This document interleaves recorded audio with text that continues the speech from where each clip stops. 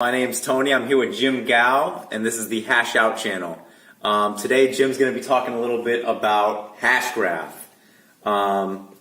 So, Jim, what exactly is, for someone who has no idea what Hashgraph is, what is Hashgraph?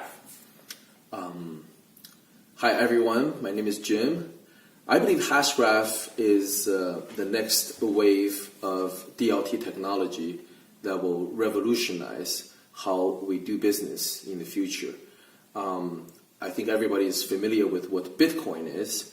I think Bitcoin is the first generation of the DLT technology, which stands for decentralized ledger technology. And what Bitcoin did is that for the first time in human history, two people can transact across from the globe without a central entity like a bank or a government.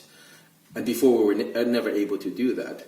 But Bitcoin itself is immature.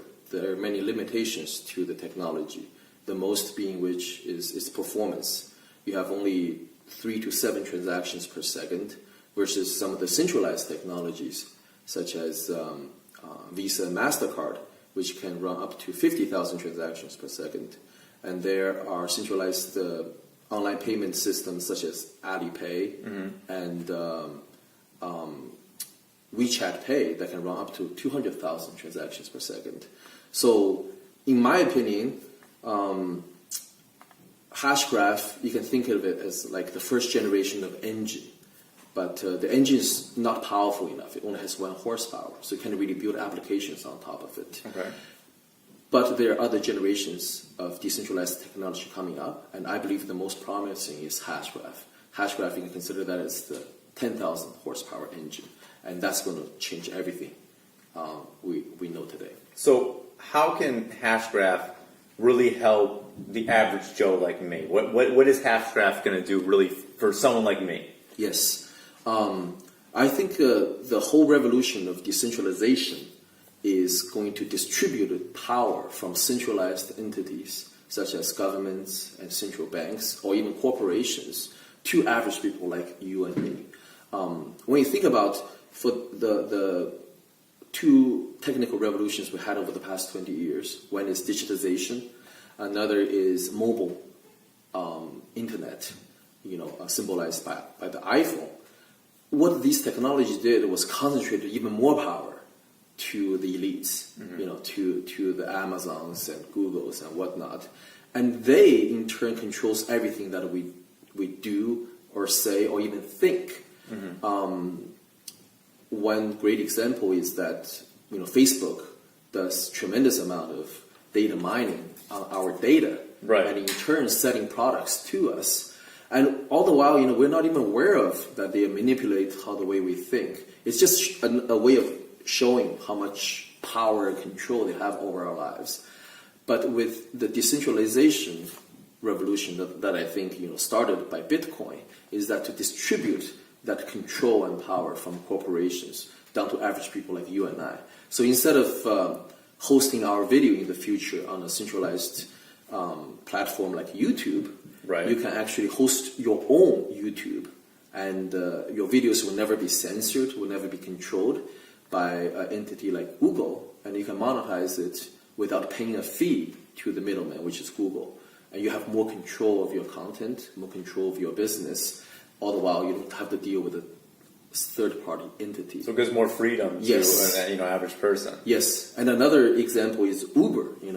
I personally drove Uber for several months before, and you have to give 20 to 30% of top line to this centralized entity called Uber. Right. With a decentralized economy, you are your own Uber. You don't need to go through a central server or central company somewhere to get customers. And all the money that customers pay, I would say 99% of the revenue goes to the driver instead of, you have to pay the developers of the Google app.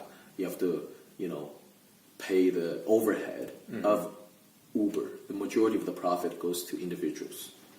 Interesting. So Jim, how did you go from being, an Uber driver to being an ambassador for Hashgraph? Well, I think for me, I'm always paying attention to what the future holds, what the next technology, next big thing is going to be. And I think you and I will talk about this, a couple of days ago on what do we think the next wave of innovation is going to come from. It's what they call the fourth wave of industrialized revolution. The first wave, you can think about the 17th century. You have the British. They invented the steam engine. That's the first generation, first wave of industrial revolution. Right. And that, created an empire of the British Empire. The second wave, I would say, is the use of electricity. In the early 19th century, 20th century, and that created the American Empire. Then you have, at the end of last century, we'll have the information technology revolution. That's considered the third wave of industrial revolution, and that created the Apples and Amazons and Googles and whatnot. But I believe we're at the cusp of the fourth industrial revolution, and people are guessing what the next big thing is going to be. Many people, they think it's nanotechnology. Many people think it's AI. I think that's a big thing. A lot of companies, they're betting on AI. But personally, I don't think any of these technologies being pushed to us is going to be the next wave. And the reason behind the thinking is logical, is that these technologies are not devised from bottom up, but being pushed from top down, from the governments, the companies, to individuals like you and I. When you talk about average people out there, who is excited about AI? Right. Who is excited about nanotechnology? Besides some academics, nobody is, because there's no need in the population to get that technology going. But I believe the fourth generation of industrial revolution is going to be based around decentralized platforms such as Hashgraph. And the reason for that is, and we already saw the evidence in the 2017 Bitcoin bubble, right. There's a huge human need to get that power, to decentralize power from the traditional institutions, governments, and corporations to the small guys, you and I. And it's people, the millions of people out there, that's a driving force for change. It's never the top elites. And that's why, I quit pretty much the job that I had and focus 100% in this space, because I want to be part of this exciting future. Right. So what can someone who's watching right now, how can they get involved with Hashgraph?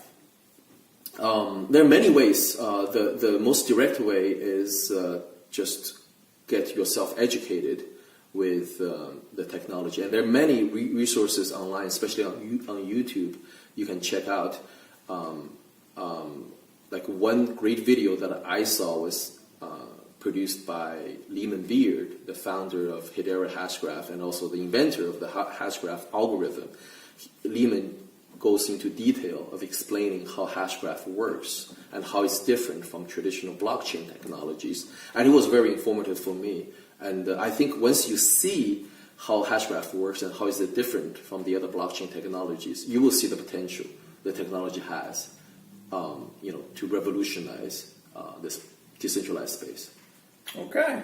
Well, there you guys heard it. There's a little bit about Hashgraph. If you want to know more, feel free to follow us on Hashout. Leave any comments. If anything you'd like to know for Jim to answer, and he would be more than happy to help you guys out. Thanks for watching. We'll see you in the next video.